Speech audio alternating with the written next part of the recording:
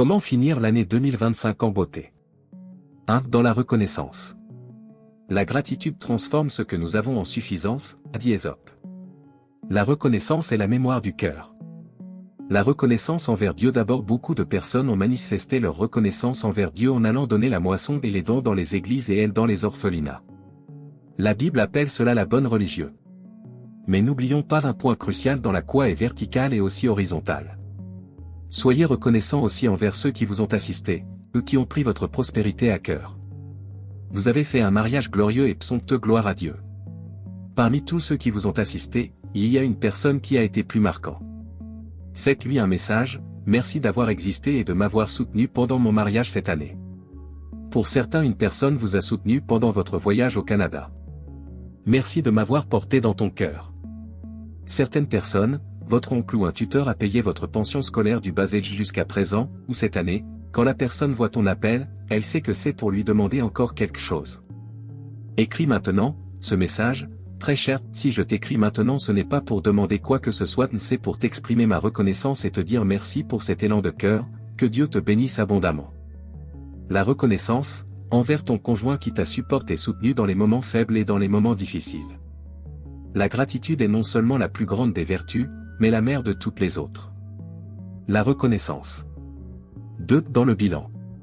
Pour beaucoup de personnes, cela devient comme une habitude et ils négligent le bilan. Un bilan réussi veut dire une année réussie.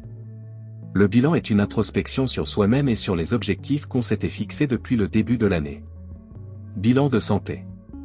Bilan financier. Bilan spirituel. Bilan social. Pendant qu'il y parle, voilà un exemple. Faire le point sur l'année écoulée. Pose-toi calmement ces questions, tu peux écrire les réponses. Qu'est-ce que j'ai accompli cette année? De quoi suis-je le plus fier, la plus fière? Quels ont été mes meilleurs moments? Quelles difficultés ai-je traversées? Que ai-je appris sur moi-même? Analysez ce qui a bien ou mal fonctionné. Qu'est-ce qui a bien marché et pourquoi? Qu'est-ce qui n'a pas marché? Quelles habitudes m'ont aidé? Quelles erreurs puis-je éviter à l'avenir? Exprimez la reconnaissance. Pourquoi suis-je reconnaissant cette année? Quelles personnes m'ont soutenu? Quelles petites choses ont fait une grande différence? Accepter et lâcher prise. Qu'est-ce que je dois pardonner, aux autres ou à moi-même? Qu'est-ce que je choisis de laisser en arrière? Se projeter vers la nouvelle année. Qu'est-ce que je veux continuer? Qu'est-ce que je veux changer? Quels sont mes objectifs réalistes? Petit modèle de bilan à compléter. Cette année, j'ai appris que je suis reconnaissant pour. Je laisse derrière moi. L'année prochaine, je veux. Tu peux suivre ce petit canevas. Domaine objectif plan d'action. Quand la destination est claire pour toi, pour l'atteindre devient facile et chose évidente. 3. Pose une action prophétique. Si tu veux voir des choses nouvelles, fais aussi des choses nouvelles. L'année sera comme un nouveau voyage dans lequel tu t'embarques. Comment sera le trajet? Tu ne peux pas le savoir avec exactitude. Mais voici ce que font les hommes spirituels. Ils n'entrent jamais dans une nouvelle année sans un sacrifice. Ton sacrifice peut être une semence. Un temps particulier dans la prière.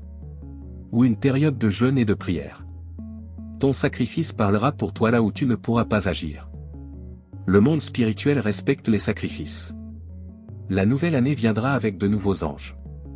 De nouvelles personnes. Et de nouvelles relations. Le monde spirituel respecte les sacrifices. Que fait l'acte prophétique dans ta vie? Elle mobilise les ressources hommes comme les biens à répondre à tes demandes.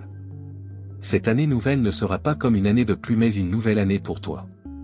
Pendant que tu respectes ton action prophétique. Que de nouvelles portes de bénédiction s'ouvrent pour toi. La maladie et les contagions ne t'atteindront pas. Tu seras favorisé par le ciel et tu seras favorisé par Dieu. Les trésors cachés te seront confiés, la richesse et la gloire seront ton partage. Tes yeux regarderont et contempleront les merveilles de Dieu. Que les gens honoreront la grâce de Dieu sur toi et sur toute ta famille. Poser une action prophétique n'est pas un rituel de chaque fin de décembre mais un nouveau réengagement avec le Seigneur pour le servir mieux. C'est une prise de conscience qu'il y a quelque de nouveau qui t'attend. Josué dit au peuple d'Israël, devant le Jourdain, sanctifiez-vous, car demain l'Éternel fera des prodiges au milieu de vous. Josué 3h05. La sanctification précède le miracle, la sanctification précède la rencontre de Dieu. Il y a toujours les géants sur toute montagne qu'il faut abattre. Comment vas-tu vaincre? Les nouveaux défis ne se gagnent pas avec les anciennes stratégies. En posant une action prophétique, c'est dire au Seigneur, c'est toi le maître des temps, je viens me soumettre à ton autorité pour mieux avancer et ressource-moi. Ne pense pas que c'est parce que tu as combattu et les portes se sont ouvertes pour toi l'année écoulée, tes adversaires sont se taire ou te laisser tranquille. Il te faut encore gagner de nouveaux territoires.